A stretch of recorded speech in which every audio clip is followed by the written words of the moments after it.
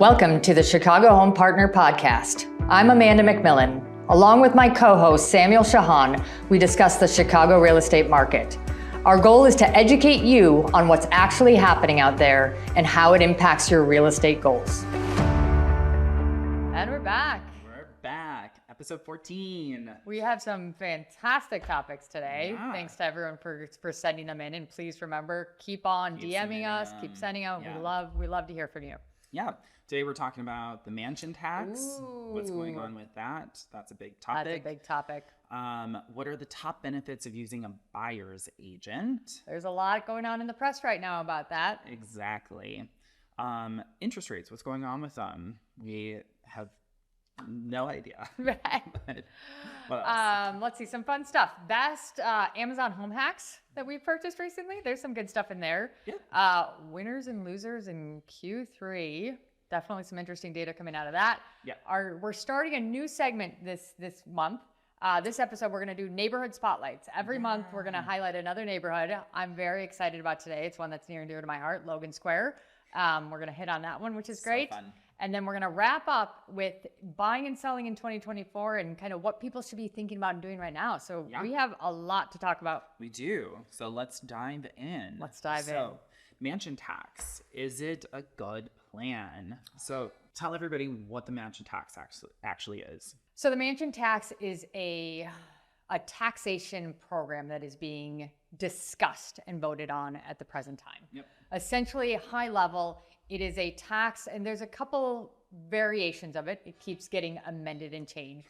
But the thought process behind it is, should we be taxing the higher priced residential real estate sales at a higher level? And should we be pricing the lower priced ones at a lower level? So currently when you buy and sell real estate, there's something called a transfer tax stamp. yes, you buy your way into Chicago and you buy your way out.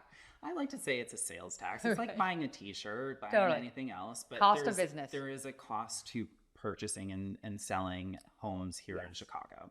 So that's what this is doing. Exactly. Is it's transitioning what's already in place and creating instead of a unilateral price, it's creating this dichotomy of a price. Previously, everybody paid the same number, but the thought process is now is to tier that to say that properties under $1 million, that's the latest reiteration of it, are basically going to be taxed at a slightly lower number than they are now. 0.6.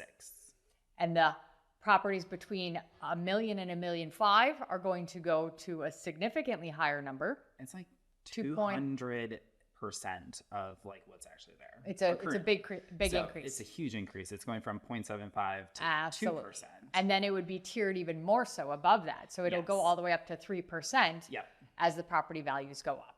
Yeah. So essentially the idea, thought process. Why are we doing this? Why are we doing this? Why does Brandon, our mayor, want this? So the cause behind this was so that we put more money to work with our issues with homelessness, right? Yep. So that we have more funds to put towards solving that issue and creating more solutions, which in theory, the thought processes are all good, positive thought processes. But as we talk a lot about, there's a lot of things that aren't being discussed and aren't being thought about in this, and where there could actually be some pretty negative ramifications that when you first digest the information, don't even come to mind. Well, yeah, I mean, in theory, it sounds amazing, right? You're like, okay, cool. Yeah, tax, like, I understand we're going to spend a little bit more if you have a higher property because you have more money and it's going to go towards homelessness. But what do you think is the number one issue with this at the moment?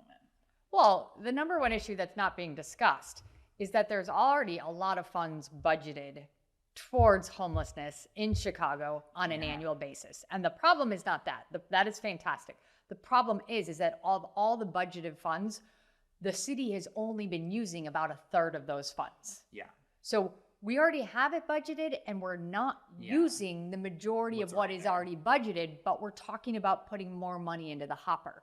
So right off the bat, that causes pause. It causes doubt. It causes us to question the piece. So in my opinion, that's the first question that I have to ask is, if we're not using the funds that are already allocated for that issue. National funds. Yes. And state funds. Exactly. This isn't like city funded initiatives. This is something that's more Yes. higher. Thank you for clarifying. Yeah. It's something higher that's coming.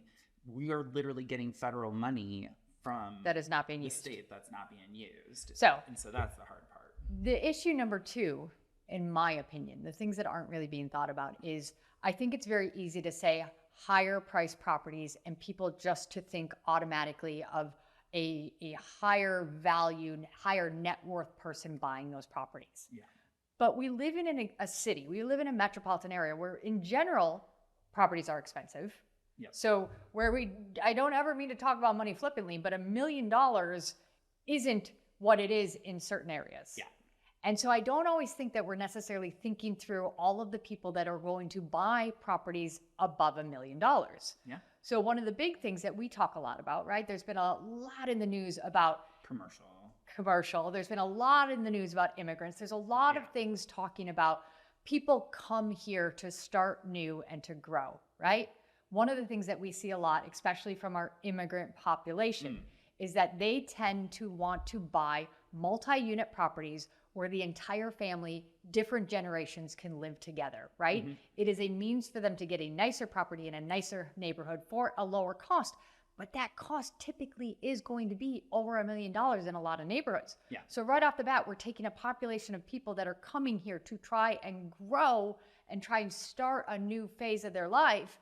And those aren't necessarily the same people that I think a lot of the consumers are just thinking taxation of the rich, so to say. Yeah. So we're making that more difficult for people to kind of start in that. So our multi-generational, multi-unit, whoa, that's a tongue twister, isn't it?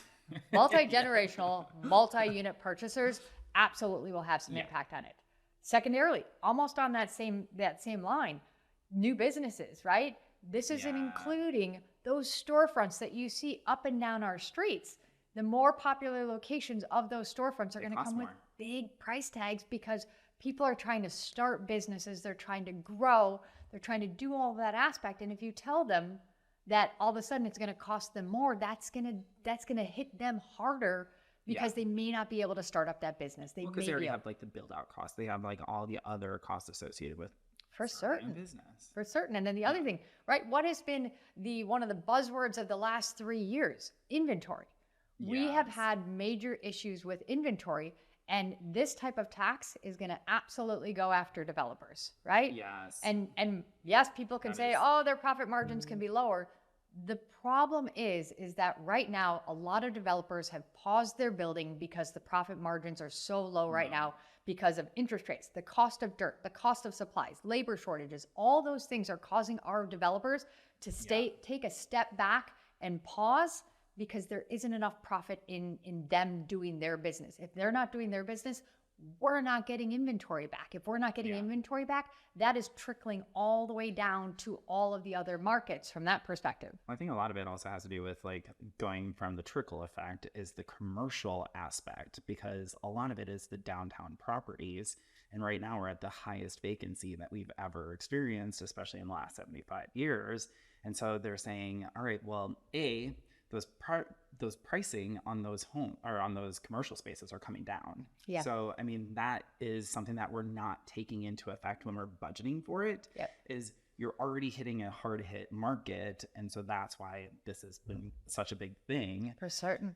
And when you look at budgeting, if that is coming down, then we budget our annual budgets based on commercial and residential taxes. And if we're not getting as much from the commercial side, it needs to shift somewhere. For certain. So the other thing that I think that a lot of people aren't thinking about is the renters. The renters are saying, hey, sure, absolutely. Yeah, let's tax the people that are spending more money. But I think what they're not thinking about, there's no impact on them. They're trying to save up. They're trying to get into that property. But if the rental that they're living in costs more than $1 million, their landlord paid that money and is going to pay that tax and is going to pay those elevated costs. And the reality is it's going to cause rents to go up if the cost of doing that business goes up as well. Yeah. And that's a lot of like the newer construction. Well, I think it's them, but I also think that it's your 4-unit buildings. Yeah. It's your 8-unit buildings. It's all of those residences, right? You live in a 2-bedroom apartment in Lakeview if somebody's buying that building, they're probably paying more than $1 million for it. Yeah. And they're going to raise Totally. rents. Oh, yeah. I mean, like the one like thing that most of the people who are like super for it are saying is like, hey, you know what, they're increasing rents anyway already. But a lot of that has to do with property taxes because we've seen our property taxes go up significantly over the last couple of years. And landlords will always do something to cover their costs. Yep. Yeah. No, otherwise, they're going to sell the building. That's the reason why they're doing this. Yeah. Is it's an investment strategy. So no, and I think that's the backside of it, right? Is that I think that overall we're trying to implement something in a time in the market where if it costs more for people to buy and sell properties, less people are going to want to buy and sell properties. Yeah. And the reality is if we do that in a time when we already don't have enough inventory and affordability has become a hard to accomplish for a lot of people, this is something that in my opinion can actually make properties less affordable because everyone's going to be looking to try and figure out where those numbers come, and it's going to trickle from this market all the way down to our rental market. And I just think that it's, in theory, I think that there are some concepts that could be definitely taken from it, but I think in the way that they're trying to push it forward, and I think that there's a lot of people that could get in the short end of the stick on this one that aren't being considered right now. Yeah. We're going to know more next year when it actually goes to vote. Yep. So but Lori Lightfoot canceled it last year when she was in office. So this time we're seeing if the council will actually put it on the ballots, which is in March. And so that will put it to all of us to vote for it. Yeah. So I think the really big thing to take away, it's a very important topic. It impacts everybody. It really does. It does. And I think it's important for people to understand how it could actually impact them. Totally. Because I think a lot of people are just turning a blind eye, and that when it comes time to vote, you figure out what the vote is you want to support. Yeah. So. All right. So what are the top benefits of using a buyer's agent? Spending time with you. Oh, yes. Thank you. We do represent a fair amount of buyers. I think have a lot of buyers. We're typically 60% buyers, 40% sellers right now. So, I mean, at least in the last year. I think there's a ton of benefits to using it. Well, I think the important thing to note is that there's a lot in the news and the media these days about buyer's agency and the value of it, right? Yeah. And it's funny, I get the question a lot as more of a joke than anything else. People say, is my job from a buyer's perspective going to become extinct, right? Am I no longer going to be necessary?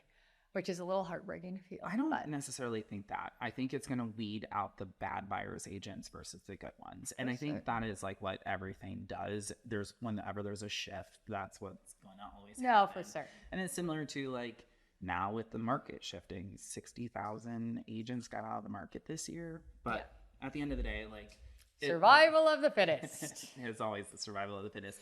But no, I mean, like So Samuel, what do you bring to my equation as a buyer? Yeah, totally. So I bring 14 years of knowledge and expertise helping all these other people through these transactions. When I meet on buyer consultations, we talk about that. You, as a buyer, typically only go through a transaction once every 5, maybe 10 years.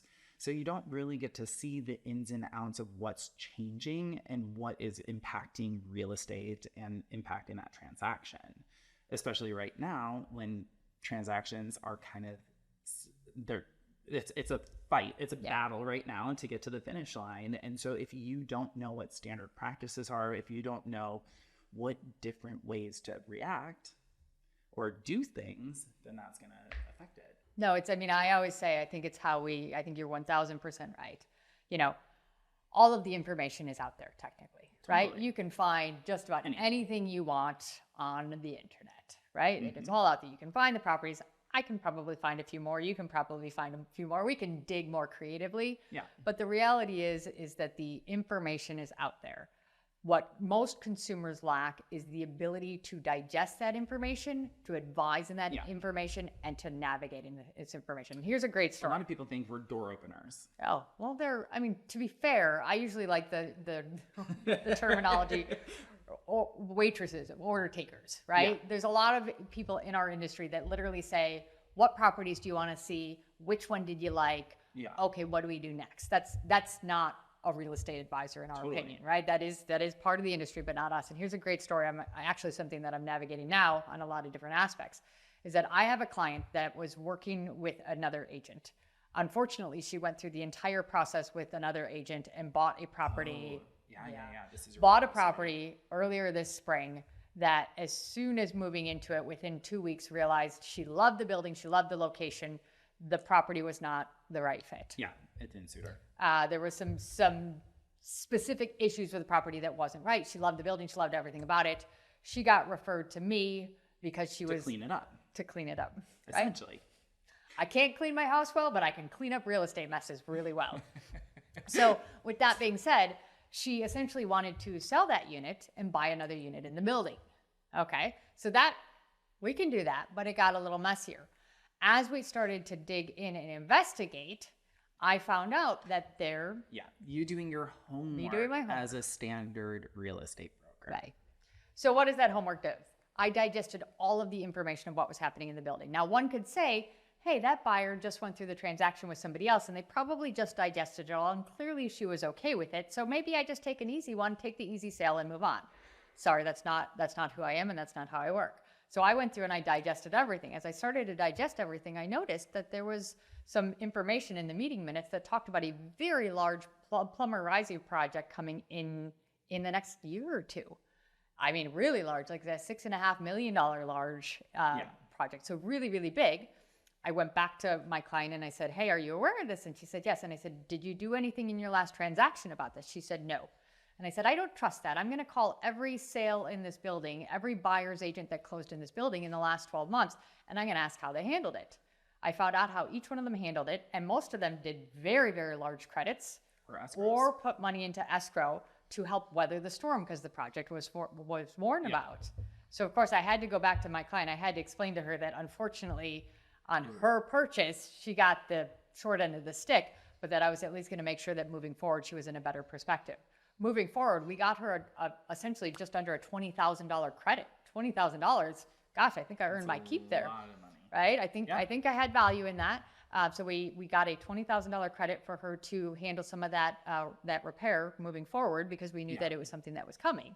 Now, obviously, the other agent had the ability to have that same information. The buyer had the ability to have that information. They all had that information, but they didn't know what to do with it. Yep. But we were able to go in, we were able to figure out a solution to move forward, to keep her protected, to get her funds to take on this repair that's going to come in the building, and to make sure and all it took was a little bit more due diligence on our side of how to navigate that situation and how to do well. So once again, I earned. But that's also coming with years of experience and understanding what was going on. What was reasonable. What was reasonable, exactly. for certain. And so it was a little bit of a sad story because obviously my client has to suck up the fact that her first agent didn't do it, or if she didn't have the mental understanding of the process to know that that was something that she could do. Yeah. But at least we took care of her in this situation, and we're going to clean up that next mess next. But it is absolutely that. It's understanding that our experience knows when to push, when to take the foot off the gas, when to say, hey, I would walk away from this situation. You know, as I always say, especially during the housing crisis, my husband called me the dream crusher because I talked more people out of buying and selling real estate, right? If your real estate agent who only gets paid by helping you buy and sell real estate is talking you out of things, that's good advice from that perspective. So I'm with you on that. I think our biggest value add is essentially what we have up here, which is from between the two of us, where we're going on almost 40 years of experience, right? So that's a lot of experience. That's a lot of navigations. That's a lot of working through situations. And that's something that I don't think that you can really put a value on at the end of the day. We not only do we help them here, but we set them up for more success later in their lives with their properties as well. Yeah. So love that. So we're pro buyer's agents for certain. Pro buyer's agents. Ooh, here we go. Ready? I'm going to swing and a miss. All right. Interest rates. What's next? So interest rates have been at the highest that they've been in almost 20 years. 20 years. Yeah. So, I mean, it is a big thing. Buckle up. It's a wild ride, guys. So it is a big thing. And I think a lot of it has to do with like inflation and curbing all of that. And honestly, this is even a little bit higher than what we were expecting. Yeah.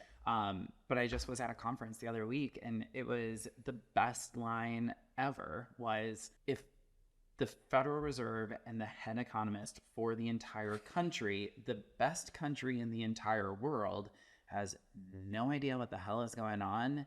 How do you expect us to know? Yeah. And I mean, it does make sense. And obviously we don't have a crystal ball. We don't know what is going to actually happen. What we can do is we can look at past scenarios and say, hey, interest rates are higher, but they're not theoretically extremely high. It's just they're extremely high compared to the last 10 years. Yeah. But in the grand scope of things, they're not that high.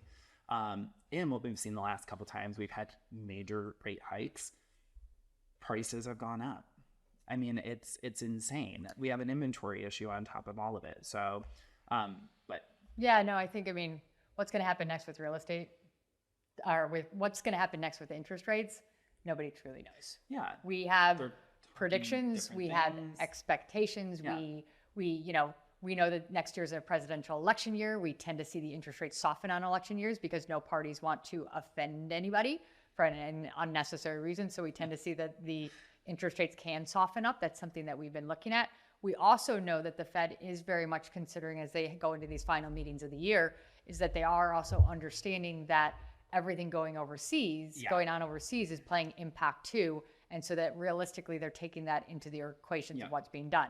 Originally, we thought that there was going to be one more hike, but now the conversation is they don't know if that's necessarily going to happen. And unfortunately, we can't really talk about it because there's 2 more meetings the rest of the year, and tomorrow is the actual meeting as of this moment that we're shooting this. Yeah. So we won't really know. But the thought process now is hopefully pause it. Keep it right here, and then keep it for longer. So maybe next year not seeing as much of a dip, but hopefully just maintaining where we're at. Yeah, I'm gonna go against you on a little bit on that. I do think we're gonna see a dip next year. I don't know if it's gonna come as much in the beginning of the year. Yeah, it'll come more towards the election. The closer we get to the election, I think we will see that. But the important thing to note is that, as we talked about it a lot, we're using the opportunities provided with the interest rates right now. There's a lot of great mortgage products. There's a lot of things that are going on behind the scenes to make pricing more obtainable, to buy down interest rates, to do different types of terms. There's a lot of interesting things out there to help curb this, because I do believe we're going to see some softening. I'm going to kind of predict that it's going to come a little bit later in Q2 next year from that perspective, but I think we will see it soften up a little bit. Obviously, the correct answer is nobody knows. Nobody knows. That's all expectations off of past data that we've been digesting. The state of the world is obviously continually changing. And if COVID taught me anything, it taught me to understand that I have no idea what might come next. I have none. You have none. We could be in some really strange places. Yeah. So I think the conversation that we're having with a lot of our buyers, though, who are, I feel like now for the first time, they're having that conversation. There was a while 6% was all right, 7%. Now that we're hitting they love 6% again. Now that we're hitting 8%, it is creating some sort of pause for some of my buyers, but it's not stopping them. It's just saying, hey, does this make sense? Yeah. And honestly, the one thing that we keep on telling them is if you can afford it, and if it's a financial decision that you can make at this time, if interest rates go up, you're locked in. If interest rates go down, you refinance, and then you have an affordable payment, but you're already able to afford that payment because we're telling you, if you can, don't make yourself house poor. Yeah, no, it's an interesting time for certain. I always tell the stories back when my parents were buying, I think it was their second house. They were very excited about their 18% interest rate. My parents were both in real estate. That was the deal they were getting from their preferred lender. So it was 18%. So it's all very, very relative. It feels like a pain point right now. People still need to buy and sell houses, though, and that's the reality of it. Oh, totally. Best Amazon home hacks you have bought off there this month. So we have a really funny thing going on in our household. Our girls know when the packages from Amazon come, and we do order a lot of stuff. I mean, staples and stuff like that. We're on their monthly subscriber list where you can get a little bit of a discount if you get staples. Okay. They know if it comes to me, it's usually very boring. And they know if it comes to Matt, it's very exciting. Like, so I do Yeah. all the staples for the house. He does all the fun stuff. I think the last thing that came for him was an actual fog machine for his Halloween setup. Just to kind of give you the zip lines come to him. Everything very fun Yeah. comes to him. I get the shampoos, the deodorants, that type of stuff. But there's been a couple of things that I have purchased lately that I think are really great things, or things that I've seen in clients' house. Under cabinet lighting that are now the puck lights or the strips remote controlled. So no wiring, no anything. You can change, you can dim them, you can change the light variations on it. Really easy, rechargeable, motion sensitive for certain. They have rechargeable batteries. So it's a really, really easy upgrade, and they start at like $10. Like they start really cheap. So that's one that I really like. I put them in my closet. Yeah. A long time ago. Yeah, that's a good idea. I should probably do that with one of ours now that I'm thinking about it. The other thing that I really like, I am kind of a stickler for organization, right? And with kids, it's really, really hard. So hooks in my house are a big thing. Decorative hooks, I kind of put them everywhere. The latest place that I outfitted, where you come into our back room, back of the house, there is a walk-in closet and a pantry, but for some reason the kids' stuff never can make it there. We didn't have enough room to actually put in like a whole mudroom area. Yeah. So I took some decorative hooks. I literally just screwed them into the frame of the window, which is right next to the door. Yeah. It's kids' height. They can hang their backpacks. They can hang their coats. They can hang everything. It's neat. It's tidy. It's literally made my brain a much happier place with that perspective. Yes. What are some of the things that you've been there? It's chaos in here. Totally. What about you? Any interesting purchases or stuff like that? Maybe not. You're not as much of an Amazon guy, I know. Yeah, I'm not much of an Amazon person. I get all my staples at Costco, so like that is always my thing. Yeah. I use Amazon more for the Whole Foods like discounts. Like it's smarmy. Yeah. But I literally just got these Wemo like remotes, or not? They're like plugins, and so like outlets. Outlets. Okay. That's it. That's the word. Yeah, that's the word. So I got these like Wemo outlets, and they literally are on timers. And then I plug like my like little up lights that I got off Amazon as well. Okay. I sense a lighting theme here, people. Yeah, and they like go in my plants, and then they uplight, backlight my plants. And so then are they like smartphone technology or smartphone technology? Or get somewhere with it now. And guess what? It has turned my place into the sexiest place. I adore it. I think it's so pretty. That's awesome. No, I think lighting is really, really important. The other thing I'd say that I totally got, I was totally marketed on, I got these little hooks for my car. They go over the headrest bars for the back so that I can hang my purse or a coat up behind my seat, because I'm always like, where does the purse go when I've got clients in the car and stuff like that. So little hooks for the back of your seats. That was another thing I got. Oh, cool. Awesome. Let's go over the Q3 winners and losers. Winning. Loser.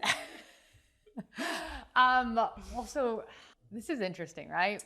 We've talked so much about inventory, and so much of this story is about it, right? Yeah, it's insane. Overall, if we really look at the neighborhoods that we focus on average, our inventory year over year from now to a year ago, our inventory is down 30%. 30%. 30% less homes. And let's remember, last year, we didn't have enough homes to sell people. Yeah. So we're 30% less of not enough to begin with. Yeah. Some of our neighborhoods have seen as much as a 50 to 60% drop in inventory. Some of them have been a little bit closer to 5 to 10. Yeah. But it's the resounding story. And why that's so important as we talk about the winners and losers is because our data points are down. Yeah. Each data point has more weight behind it, essentially, because if we're down 50% in the amount of transactions, if we're taking the average purchase price, then that does play into it. That can play into it. So for example, right, we talk a lot about like a single family home. If we're looking at single family homes in a neighborhood and we have 10 sales that have happened in the last year, and 7 of them are going to be teardowns that are going to be rebuilt, and 3 of them are new construction, well, clearly the teardowns are going to be for a lower number. And because we don't have as many data points to balance that out, some of our results are skewed. We always say statistics you have to take with a grain of salt. And the less data we have, the more we have to understand. But the resounding story, first and foremost, everyone unfortunately is a little bit losing because our inventory is down so much. But we definitely have neighborhoods that are performing very, very well because of that limited inventory. Yeah. And we've got some other discussions too. What have you noticed in terms of who's winning? So who's winning? Albany Park, Humboldt Park, Westridge. You called that from the start of the year. That was my thing. Lincoln Square, Uptown, North Center, all of those neighborhoods have seen really successful years. Yeah, their pricing is up quite a bit. We see on average, some of them are just 5 to 10%, some of them are definitely higher, but taking with a grain of salt. Yeah. Those are the ones that are seeing the most overall average price growth year over year. Yeah. Well, and I mean, some of them are kind of like fringe neighborhoods, like Albany Park, I feel like is still this neighborhood that is so misunderstood almost. Like, I feel like it's having an identity crisis. I feel like it's just one of those neighborhoods that it got hit really, like it went really well during the pre-recession, and then during the recession it got hit really hard. Yep. And it's still kind of figuring out who he wants to be when he grows up. Yeah, it's still recovering. I mean, the good thing about it is you have the east side of Albany Park, which is just off of like Lincoln Square, and then you have the west side, and I feel like those two aspects also change it too. Well, technically Ravenswood Manor factors in there too, which is very different than the rest of Albany Park. But I think that kind of the important thing to note on that, right? You said Lincoln Square and North Center. Those are neighborhoods that have done very well because of the single family homes, right? As people start saying, as affordability gets tougher and tougher, those are lovely neighborhoods where you're not paying the absolute premium to get into those neighborhoods. You're still paying a lot of money, don't get me wrong, but then the overall price of a single family home started at a little bit better of an entry level for it. So it's not surprising to me that those went up. And I think you're absolutely right. The Albany Parks, the Humboldt Parks, the Uptowns, and the Westridge. I think that those are neighborhoods that have just in general shown a little bit more affordability. Yeah. And as people's budgets are a little bit tightened because of the current environment, they're looking for options, right? Midwestern values say we want to look for value from that perspective. And so it doesn't surprise me that those neighborhoods have done well. Now, on the other side, what are things that haven't been performing quite as well? What have you seen? It sounds like Edgewater, near North Park, and then near West Side. So essentially the downtown markets, which is River North, near North, Gold Coast, Cabrini Green, Old Town, that. Near West Side is, West Loop.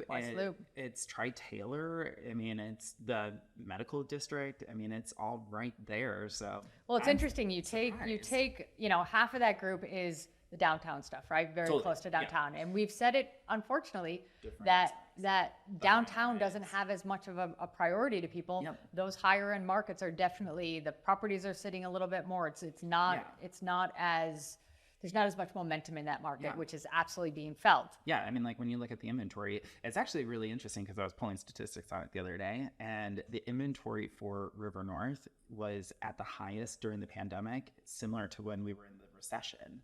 Huh. And correlation. We're finally caught up. So now it's at a standard rate of inventory. Yeah. It's like 6 months. But those neighborhoods are absolutely right. They're starting to come down. The inventory is balanced, as you're saying, which is great to see.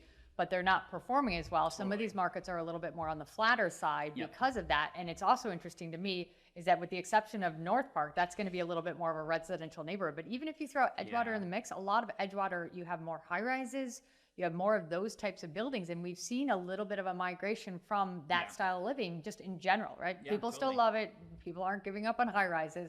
But for some people, it was a little bit more outdoor space and an extra bedroom, maybe not wanting to pay the assessment costs. And Edgewater is talking about like the single family homes as well, because you do have like a couple pockets of single family homes, and those are really down this year as well. So just in the fact that you don't have them. So yes, we have winners and losers, so to say. I think the moral of the story is that our data is what it is.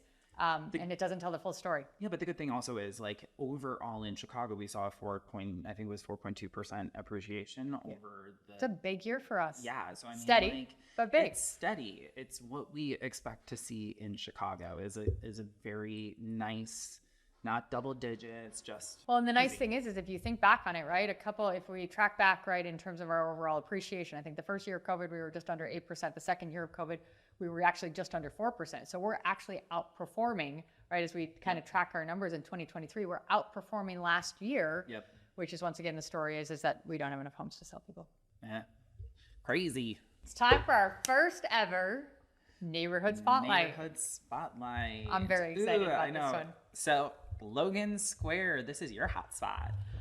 It's so funny. So technically when we bought our house 17 years ago, We are literally on the border of Avondale and Logan Square. But 17 years ago, nobody knew what Avondale was. They'd never heard of it. They thought it was a TV show from many, many moons ago. So because anytime we said, hey, we're actually on the Avondale border by a few houses, we would just naturally tell people Logan Square because not only is it easier, but we utilize all of Logan Square because we're actually closer to most of it. We're just a couple blocks from the boulevard. So it's always been a little bit of our hood, even though we're technically on the fringe of it, so to say, which was part of our investment strategy back then. Logan Square is a neighborhood that I always joke and say, if you knew how many real estate advisors bought into and live in the neighborhood over the last 20 years, most people would be pretty surprised. I know a lot of agents that have kind of invested in their own personal self in the neighborhood. And there's so much great things to about it. For me, it's a combination, a ton of green space, right? Nobody does boulevards like Logan Square, right? You've got a couple of main boulevards. And as I explained to people that don't live in the city, our boulevards are parks, right? During the summer, during the nice weather, you're driving. Built because of that. They were supposed to actually connect the parks when the World Fair was around. Yes. So we still use them as parks. I always remember when I first moved into the neighborhood and I'm driving my mom down the boulevard and she goes, what are these people all doing hanging out in the street? Because there were people picnicking and playing with their dogs and their kids and everything. And I said, actually, we're driving through their park right now. So I think the boulevard is just such an asset, so beautiful. I think the culinary scene has just absolutely exploded over there. Blown up. Right? Once again, fantastic food. My personal favorite is probably Lula Cafe. It's You've just always loved that. It's a staple. Yeah. It's a lot of good things come and go. They're seasonal. They change their menu. They've got a little bit for everybody, and the food is always top notch. And the people are good, right? I like the people that run it. They're very, very invested in the community as well. Fun fact, because one of my favorite things to do in Logan Square is actually the Halloween parade. It's super fun. Everybody gets together by the monument. They march. It's like 2 city blocks, the whole parade. They shut down the streets. And you end up at Lula Cafe, and the owners serve fresh cookies and cider to the whole community. It's amazing. They've got a band playing. It's just a super fun time. There's a very tight-knit community in Logan Square. Great food. Transportation is absolutely top-notch. You've got Blue Line. You've got easy access to the highway. The highway right now, bane of my existence, but overall tends to be better. It'll get better someday, please. So you've got that. You've got a multitude of different types of houses. Housing in general is great. On that topic, a lot of history in Logan Square, right? It's known for their gray stone properties, their old Victorian properties. You have, I'd say the hardest part for me for Logan Square, the condo market is smaller, right? We don't have a ton of condos in the area. So we've got a lot of small investment type buildings, a lot of small multi-units, 2 to 4 units. We've got single family homes, a few townhouse complexes, not a ton. And then the condo market is a little bit smaller. They've been trying to push some new construction to try and get that up in there. But we moved into the neighborhood, as I've said before, as an investment. We fixed up the house. When we got to the point where we were going to sell it, we realized we loved where we lived and we wanted to raise our family there. It's very, very diverse. You have a little bit of everything. And it's been a fantastic place for us to live, and it's a fantastic place to introduce people to. What are some of your favorite things in Logan Square? I love the food scene. I mean, that for me, the food scene is like anywhere. The food scene and the drink scene. Yeah, the cocktails. Oh my God, Meadowlark. Have you been? I have not. It's just south of like the California stop. Okay. But it is like this little speakeasy. It is so good. Yeah. Like the cocktails are perfect. And Speaking of that location, Bang Bang Pie Shop. Oh really yeah, it's fantastic. so good too. Yeah, I've been really there. good. Oh my God, I remember my worst Logan Square experience was. I thought we were talking about best of Logan Square. Well, okay, you want to know what my worst one was? Literally New Year's Eve, I went to a New Year's party there. And that night, it was like $200 for like an Uber to get back from Logan Square to River North. And I don't know why, but... Why you didn't take the train? I didn't take the train, so I decided to walk all the way home. Just like one of those like... You were, I'm sure, very clear, consciously thinking at that time. Yeah, but I was like, okay, cool. I'm just going to walk home. It's such a pretty night out. It was not snowing or anything like that. It was just like one of those nice nights. But I was like, oh my God, this is going to be a long walk. It actually wasn't that bad. A lot of the elementary schools are performing really well. Brentano is a big one that we see. People are very excited about. So schools are a big deal. It's just it's kind of fun because you've got everything urban that you want, but it's got also a little bit of the greenery, a little bit of a slower pace if you want. I just feel like it's changed so much. I mean, like 20 years ago when I moved to the city, like it's so different now. Yeah, no, it's like I said, we've been in our house now for 17 years and it's very different. Yeah. One of my very first listings was a crack house in Logan Square. Was that on your property disclosure? It was not. No, it was not. Oh my God. And the guy had no, that's right. They updated it to match later. They had 15 pit bulls. I was like, oh my gosh. But we got it sold. Right? Where there's a will, there's a way. But yeah, that was, but it's so nice, like going from then, like so long ago, and then seeing the change in the neighborhood. And it's like so fun to like now see like everything that's happening. Yeah, and I mean, to be fair, because it's changed so much, there's still a couple of little pockets of Logan Square that are still in transition, right? Yeah. That's the nature of what we see. Most of those I've found are a little bit farther from transportation, right? Those are going to be the areas that change over last. But I mean, there's been a ton of commercial that's come in. There's a ton of great lifestyle. There's a lot of aspects for everything. And where we talk negatively about it, the bike lane usage in Logan Square is it's very biker friendly. Yeah, I didn't know what you meant by it, and then I started driving around over there a little bit more and actually like paying attention to it, and I was like, okay, yeah. It's very interesting, but it's great. I mean, if as a biker, it's amazing. Yeah, we'll see. But, yeah, anyways, Logan Square, close to my heart. Yeah, Logan Square is awesome. I do have to admit, a long time ago, I did not like Logan Square. Is it because you didn't know it, or you didn't like it? I liked it, but it just was so far away from the lake, and I didn't understand why somebody would want to live that far away from the lake. Because I was an East Sider. Yeah. And then all of it, like, I feel like over the years, they've just put so much into the community that it has really. Well, I mean, we didn't even mention the 606. I mean, yeah, it's definitely has changed my viewpoint on the neighborhood. So, I mean, that has to be like, I get a crown. Or they get a crown. I don't know. Logan Square gets a crown.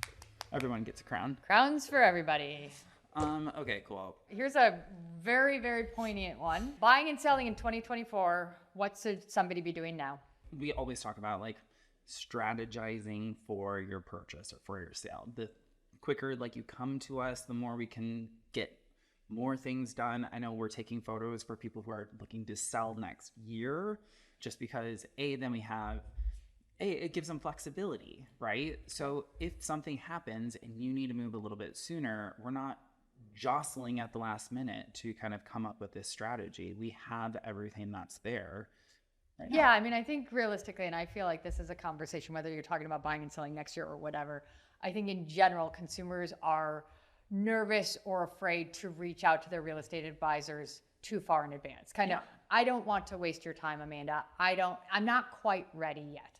Truth be told, I would love everybody to come to me a year in advance and say, here's what I'm planning to do in the next 12 months. What's our plan? Yeah. I mean, that would be amazing. Obviously, that can't happen. People's lives change at moment's notice, and we do whatever it is. But the reality is that I think people need to understand that we prefer to be involved in the process as soon as the questions start coming up, as soon as the thought process is, hey, we're talking to people now that we're putting in a strategy to say, okay, you're just buying, you're not selling. Maybe we use the election next year as something to play into that. Maybe we kind of plan towards that. What do you need to do with your rental now? What do you need to do with your house now? There's so many questions that without being a part of the plan, consumers can't understand kind of the market dynamic and how that's going to impact what they do. But we can, and most people are going to be very surprised when they hear our spring market will start at the end of January. At the end of January, we will be in what we consider our spring market. It won't feel like it. It'll be bitter cold, but we will be singing spring market right then. So I think a lot of people, just because they don't understand those pieces, because they shouldn't, right? They have absolutely no reason to. I think that they're sometimes a little bit slow to reach out, partly because they don't want to, partly because they think that they're going to impede us because they're not ready. Absolutely. Reach out as soon as the thought process crosses the mind. And we might say, hey, let's sit tight for this. Let's talk about this now, or let's do this. But if there's work to be done, if there's pictures that need to be taken, if there's anything that we can do to get ahead of the game, we love to be prepared, because prepared gives us the ability to really do what we do best. And once again, we can sling it with the best of them. We can kind of roll and shift and change and pivot and do all that stuff. But I think the number one thing that buyers and sellers can be doing is figuring out their team, connecting with their real estate agent, connecting with a lender, kind of getting a team assembled to make sure that they're making the smartest decisions in the new year. Yeah, I 1,000% agree. Awesome. That was easy. That was easy. Anyways, that's all we got for today. Yeah. It was a good episode. It was a good episode, obviously. Until next time, Chicago. Until next time.